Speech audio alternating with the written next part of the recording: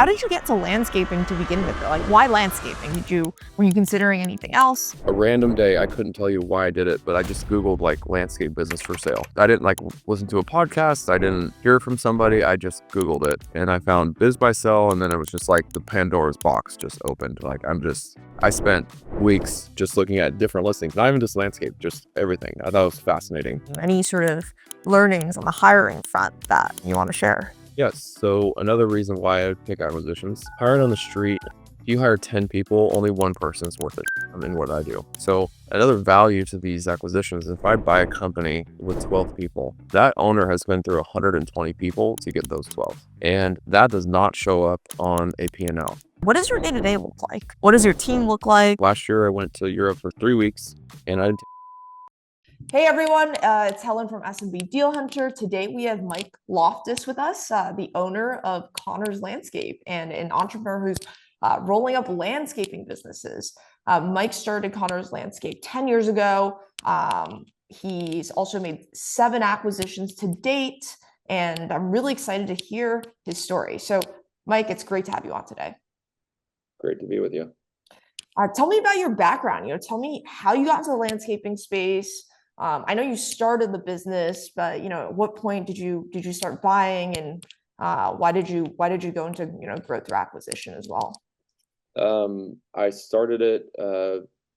I grew up in an entrepreneurship household. My parents have always had their own companies, so hearing about entrepreneurship at the dinner table every night just felt like normal. So getting out into the working space, I knew I wanted to do my own thing.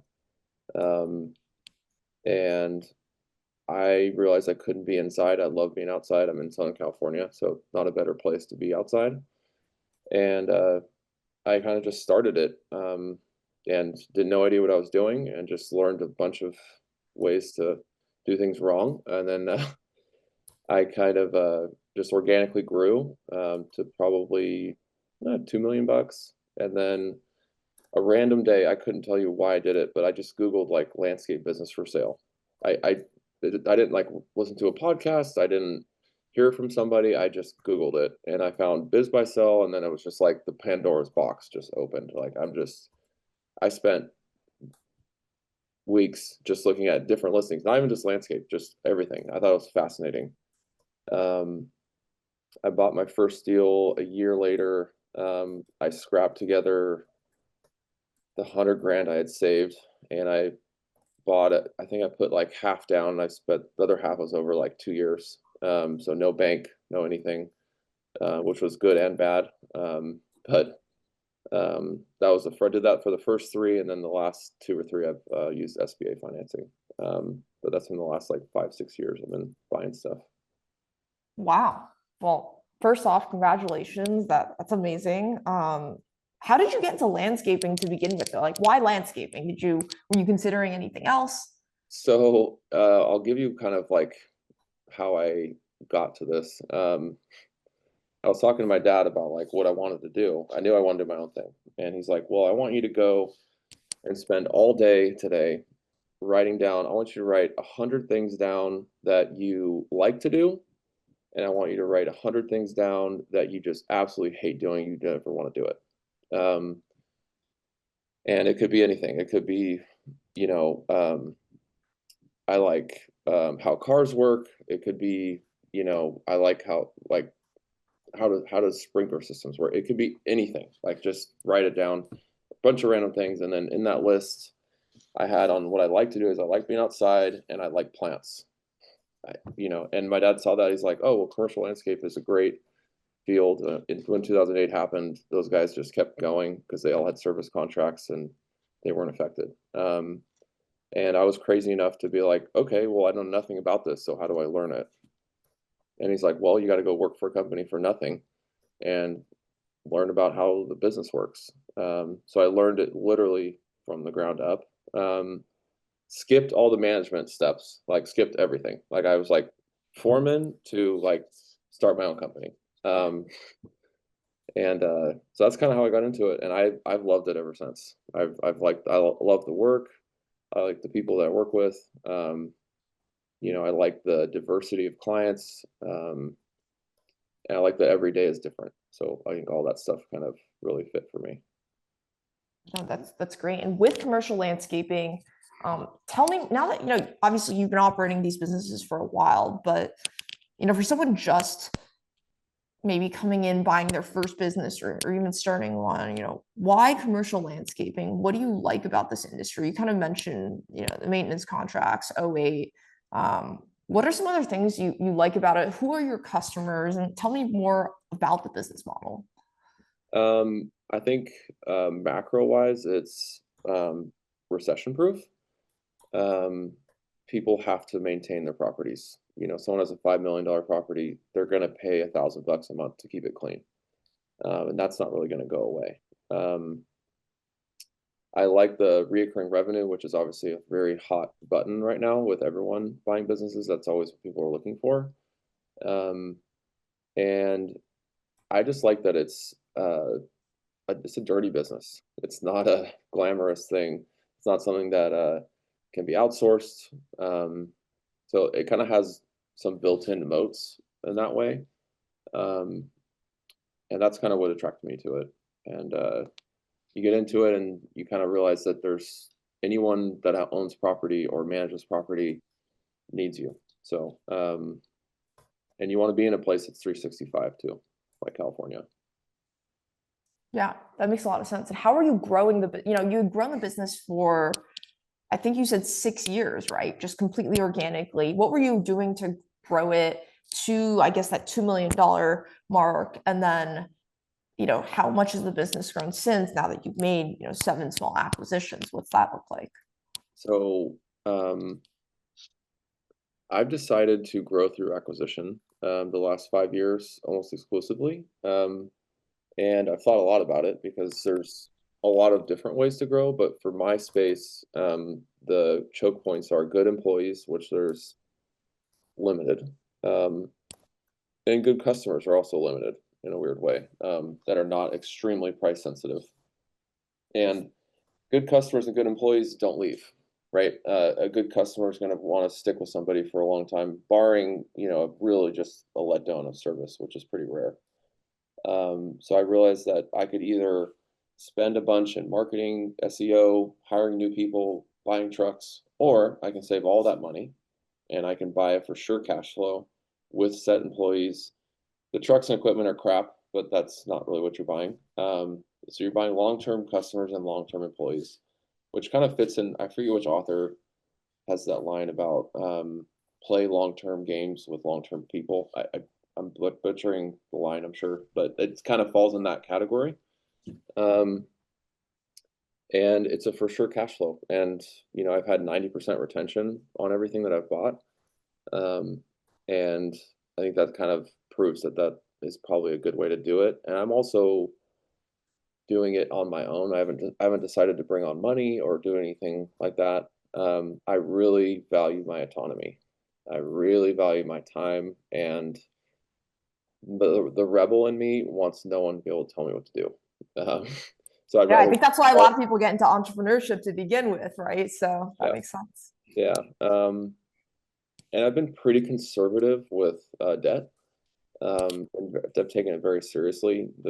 And I learned it by using all my own money in the beginning, and I just take that very seriously. I think that that's something now that's a little bit more flippant, like, oh, just pull a loan SBA for 5 million and go. Like, it's just not that. I don't think people put the emphasis on that they should sometimes, and how serious that is.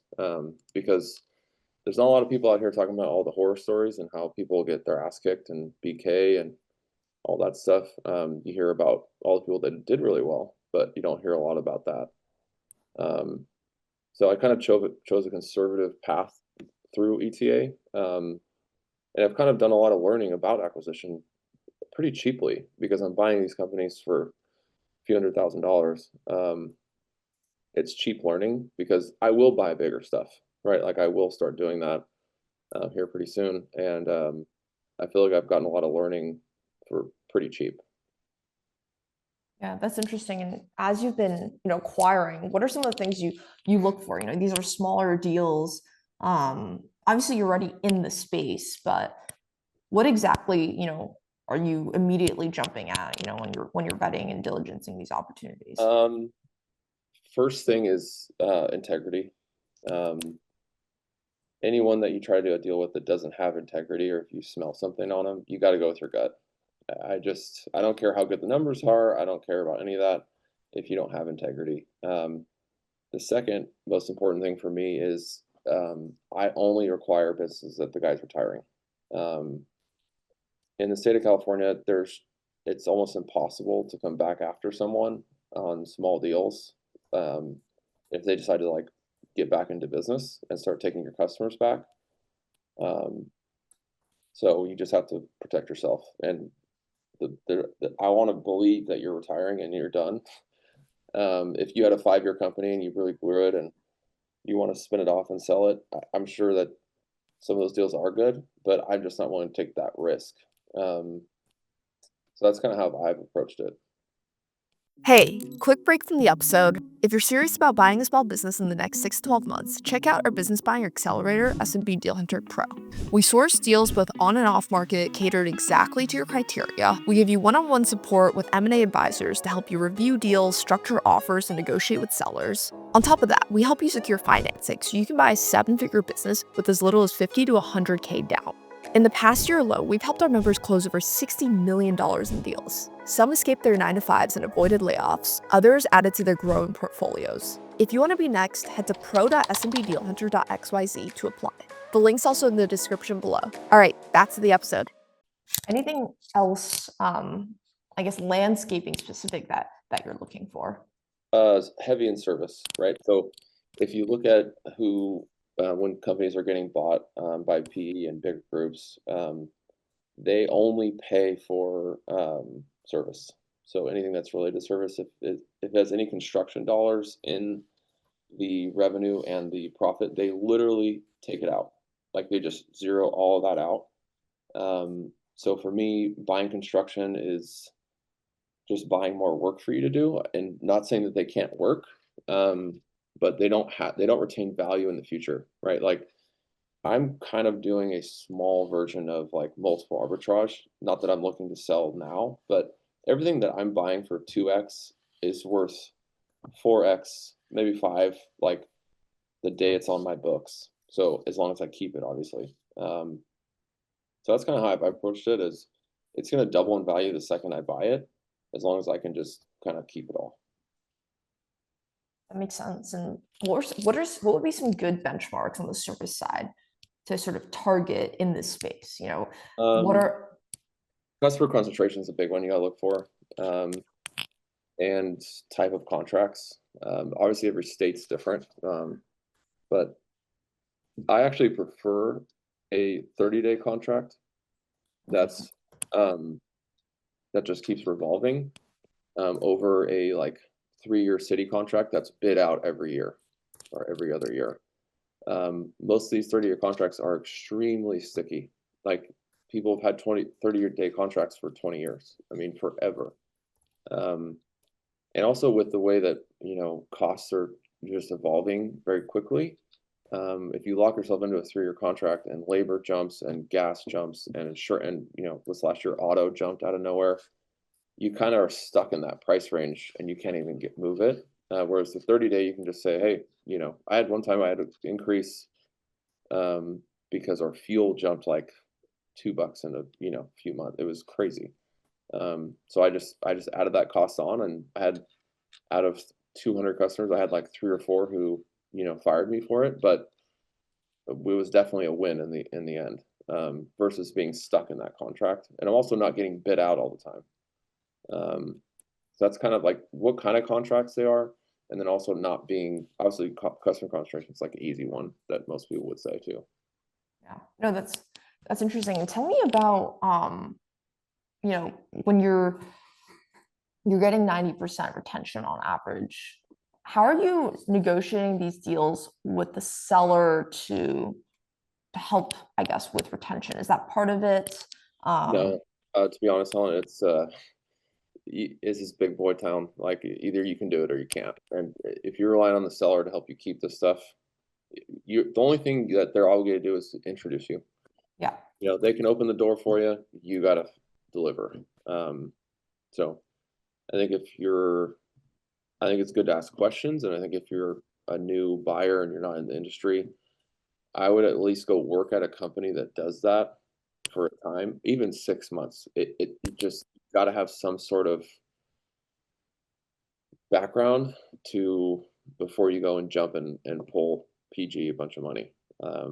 Because the good news about a job is like you can say this really isn't for me, and or this this is for me, and then you can kind of make your decision from there. But that just requires a level of patience, and you got to sacrifice pay, right? Because you're not going to get paid very much to go do that. But you can lose a hell of a lot if you buy the wrong company, or you buy something that you really actually don't even know what you're buying until you get in there. No, that's great advice. I guess as you've integrated now, ton of these deals. What's your process like? And speaking of retention, obviously you've done a fantastic job. Like 90% is great. What are you doing in those like first 30, 60, 90 days? That's really helping ensure that these customers stick. I am in the people business. I'm in the labor business, basically. So it's all about people. It's all about getting to know the players, getting to know who's who in the zoo, right? Like who's important, why are they important? What can you bring that's going to be helpful to them? And that can be a plethora of things. I mean, I've had guys who, had to go visit family in Mexico, out of, they had a death in the family. You have a guy that's going to ask you for a loan for a short period of time. And there's just so many different, things that happen in life, right? When you have that many people working for you. So I think getting to know your people is the most important, and getting their trust.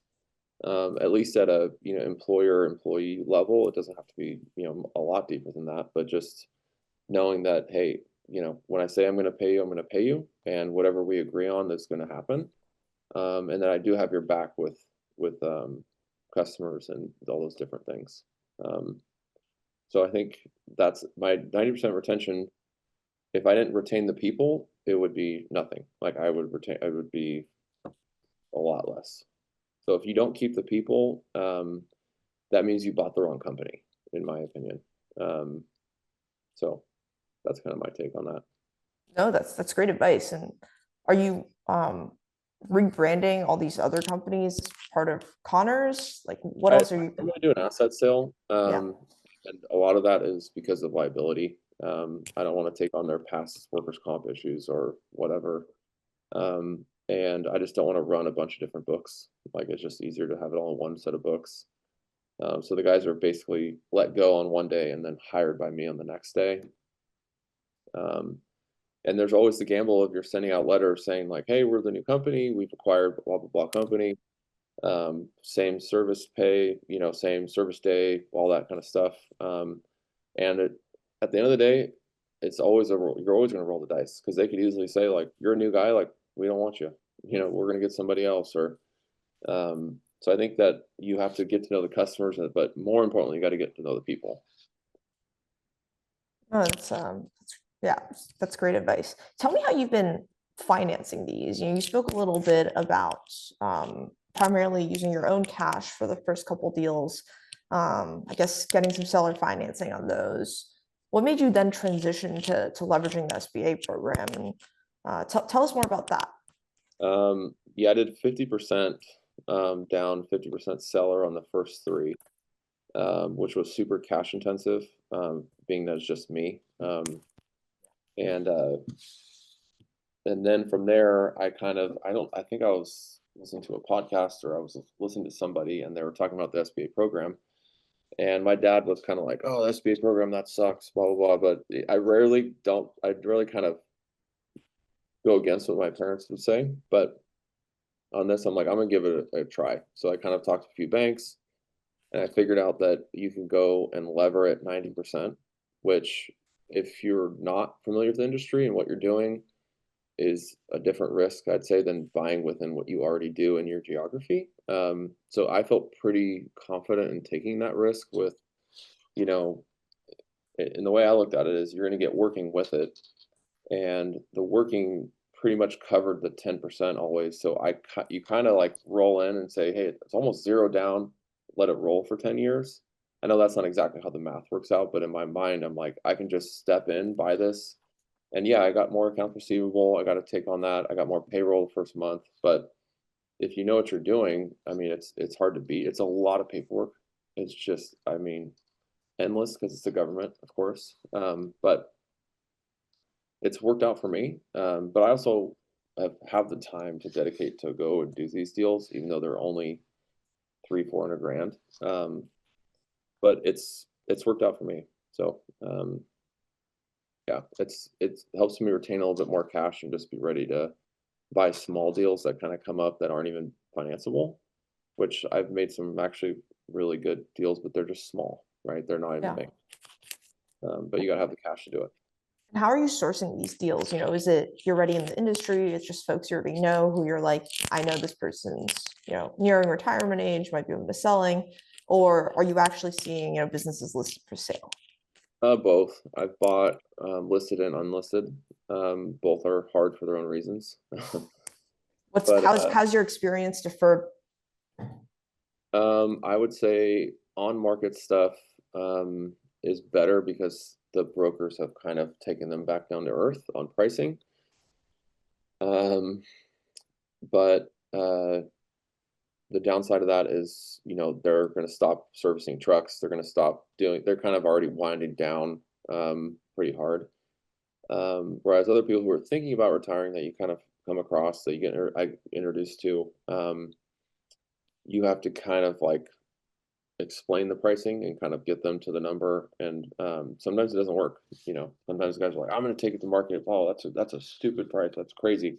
And I say, no problem. You know, if you change your mind, give me a call. It actually happened on one of them. I think I did go to market. And he's like, hey, actually, you were right. So, um, but yeah, it's been kind of a mix. And I do a ton of work on finding off market stuff that won't even sell for a year, 2 years, 3 years. That I'm getting coffee, I'm getting lunches, just getting to know some of these guys and one woman actually. That you know as much as this is about the money, right? That you can't deny that it's not. There's a huge emotional like part of this. They've been doing it for 40 years. There's a lot of identity wrapped into it. There's a lot of pride. There's a lot of like they care who it goes to. So I think getting familiar with the person really helps when you start getting down to like, hey Mike, I think I'm ready to sell. Like let's really sit down. You already have a lot of common ground and they know who you are. When you want to really start that process. Yeah, I probably have 4 or 5 that I'm like actively talking to and we haven't even gotten to like numbers yet, Ellen. Like it's very like they've verbalized like, hey, I would like to sell it to you, but not a lot more than that. And I think not being overbearing and not being like, okay, when are you gonna sell? Like, you know, what's the price? Like just jumping to that stuff. I think it's good to kind of take your time and just be talking to a bunch of different people. And you just don't know which one's going to kind of come up. No, that's great. I think it's definitely the right approach with off market, especially is I think, you know, a lot of people aren't willing to take the time to build those relationships and build trust and, you know, have that sort of long-term view like you are, which is great, which is probably why you have such a large pipeline of potential deals for down the line when timing is right. Yeah, I think you have to think about what your advantages are, and everyone's got different ones, right? Mine is I have the time and I want to put in the relationship building aspect. I don't have, you know, $100 million sitting behind me to go buy stuff, right? And that's a different advantage, right? So, you know, I want to be the person that they want to sell it to and not just, oh, I have to sell it. Okay, you can get it. So I think just knowing where you are in the pecking order and like how that works is important. It's interesting. And as you're, you know, buying these smaller deals, have you thought of, you know, going up market more?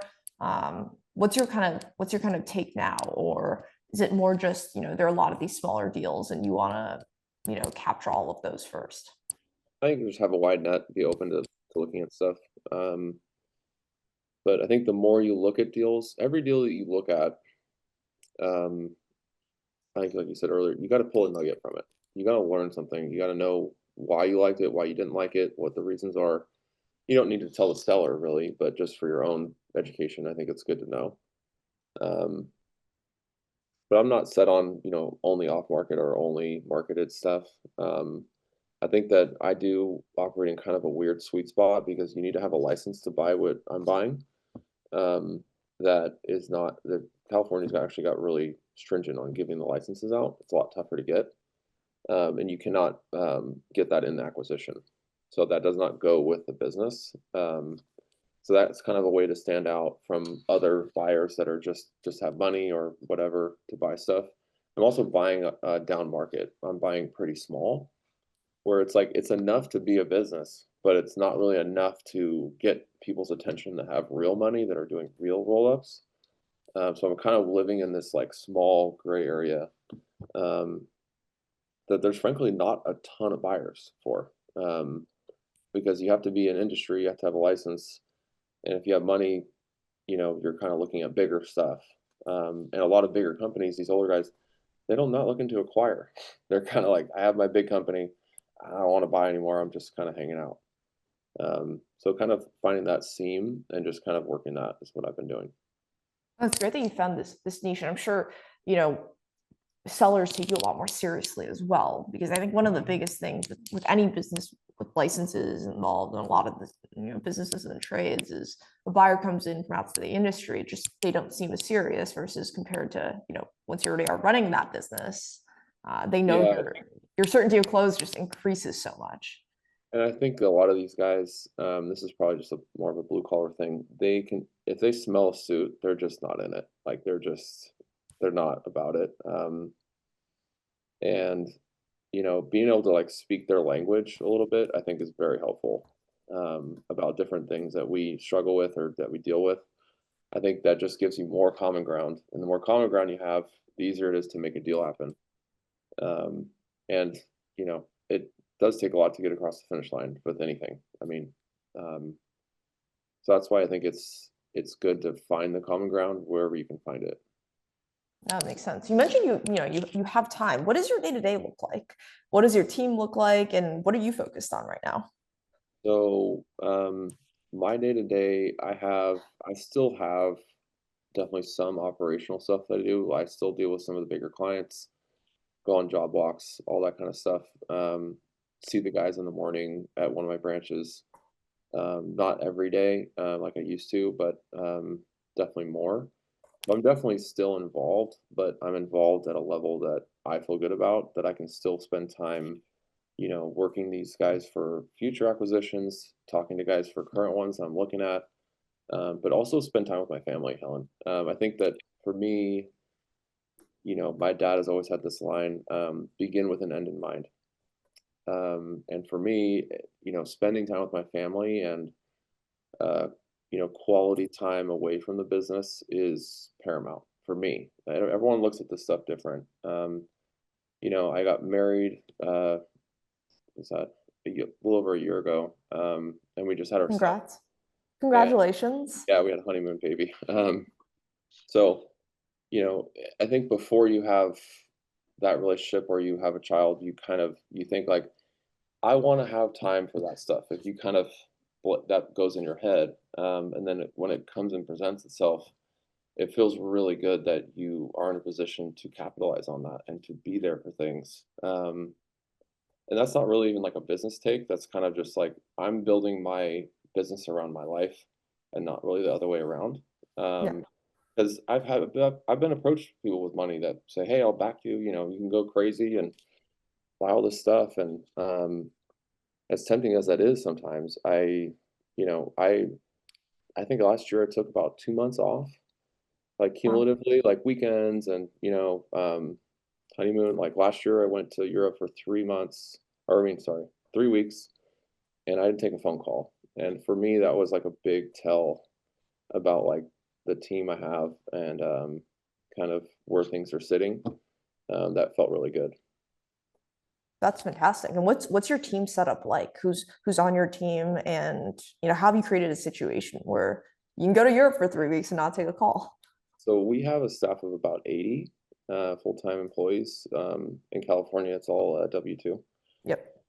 And I have 3 field supervisors, and then I have 2 girls in the office, 1 office manager who's kick-ass, who's kind of taken on part of a GM role in my mind. But that's kind of the ownership. That's kind of the org chart for the term for now, which I've just totally made up, Helen. All made up. Like I'm just putting things together and like trying to get the right people. And some of the people have actually come with acquisitions and really like grown with me, which has been very cool. And it's I think being okay knowing that like there's always room to improve. Like, and if you really get stopped on that, you'll never like take a step forward because you're either like too many people, not enough help. Like you kind of always in this like, you know, flux. But I think that's with any business. So just kind of like taking it day by day and still having a plan for going forward. No, that makes sense. A staff of 80, that's a pretty sizable team. Any sort of learnings on the hiring front that that you want to share? Yes. So another reason why I pick acquisitions. So hiring on the street, if you hire 10 people, only one person's worth a shit in what I do. So another value to these acquisitions is if I buy a company with 12 people, that owner has been through 120 people to get those 12. And that does not show up on a P&L. That is impossible to convey to someone that hasn't done a lot of hiring and hasn't dealt with the day-to-day of having a lot of people. So for me, that's another kind of added bonus to these acquisitions, and actually a pretty important part of it. Because we've lost some jobs, but I got really good people. So whenever we have another client that wants more stuff, I have the right people to fulfill it. And I don't have to go through, I haven't had to go through, 900 people to get 80, or whatever the number is. So that's been kind of the learning about hiring and having that many staff, and paying people. Nobody wants a pizza party. I think that's a joke. And if you are gonna like have something, food or whatever, I do it during the work hours. Like we'll have barbecue, but it'd be during work hours that we kind of come back early and kind of do a barbecue together or whatever. But I believe in paying people, and if you don't know who's good on your team, you don't know how much to pay them. So that's kind of my take on hiring and have a lot of people. No, that's great advice, and I'm curious. What are you sort of excited about? And you've been doing you were growing organically. Now you're growing through acquisitions. What are you excited about the next sort of 5 years? Is it continuing to grow through acquisitions? Is it maybe eventually selling one day? Have you thought about that? Do you have an end goal in mind at this point? I feel like I'm just starting. I really do. I feel like I'm just starting the learning. I feel like I'm starting like to actually get this company off the ground, which might sound kind of crazy, but I think it's good to have other people in the industry that are bigger than you, that and that you can kind of talk to. I would say I definitely want to do some bigger acquisitions. So, I'm at $6 million. I can see 10, I can see 15, like I can see those things, and I kind of know how to get there and how I'm going to get there. It's just got to be with the right deals, and you just got to be patient. So I don't really have an exit as part of my strategy, but you never know. You never know what's going to come up. I really enjoy it, so I'm not like hustling for 5 years to sell it because I'm burnt out or I'm stressed or I hate it. So I think you got to kind of be open to ideas, but not locked into things. That's great advice. I guess, Mike, I want to be sensitive of time. It's a Friday afternoon, but I think you come from a really unique position in that, you started your business and then did it for many years on your own and then grew through acquisition. There are a lot of folks out there who are, running their businesses like you were maybe, 6 years ago, 7 years ago, and are considering growing through acquisition now. Maybe they've stalled, maybe they just don't know what to do next. What advice would you give to them if this is something that they're thinking about too? If they're thinking about buying a company. Yeah, or growing their existing company through acquisition like you have. Anything that we haven't spoken about today, or any sort of words of wisdom for those folks out there? I think I'll go back to my line of begin with an end in mind. Like, what are your goals?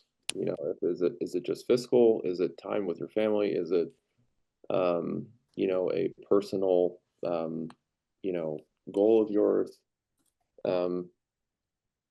There's always a trade.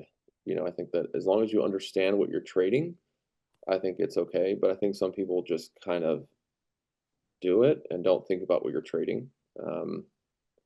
And talk to people that are doing what you're trying to buy into, right? If you're not doing it and you want to get into it, I would highly suggest meeting with multiple people that have been doing it a long time and see what their lifestyle's like.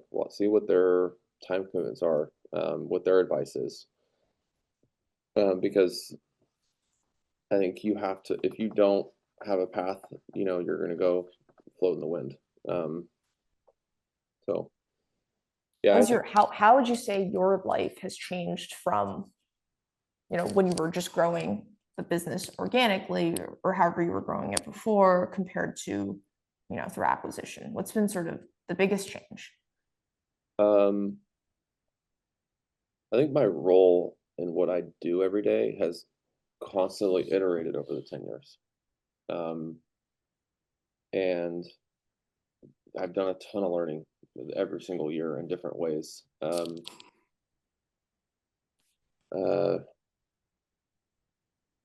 Yeah, it's just completely changed every single year. So that's kind of part of the fun, but also part of the chaos. I think you have to be just okay with the chaos. It's kind of like that gif of like the dog and there's the fire in the background. I don't know if you know what I'm talking about.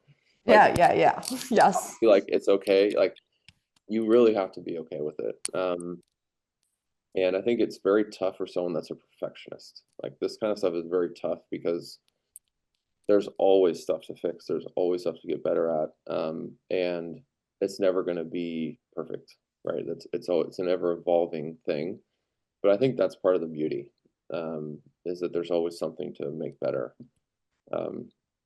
So I don't know if that answered your question, but yeah, no, and I think that's great advice for someone looking to get into both business ownership as well as acquisition. Mike, final question for me. Well, you will work a lot more than you think you're going to work. That's the other thing I'll say. 100%. One final question for me. Folks want to reach out to you after listening to this interview. Where can they find you? What's the best way to reach out? So the only social media I have is Twitter. And my handle is sign the fronts, which is just something my dad used to always say about, like, how's your day? Like, signing a lot of fronts of checks, like, means like just paying people. So that's kind of where I got that handle. But yeah, reach out to me. I'd love to help people. I've talked to a bunch of people about this stuff, and actually did a little bit of consulting too. Just in my industry about, guys are thinking about buying things and just navigating that.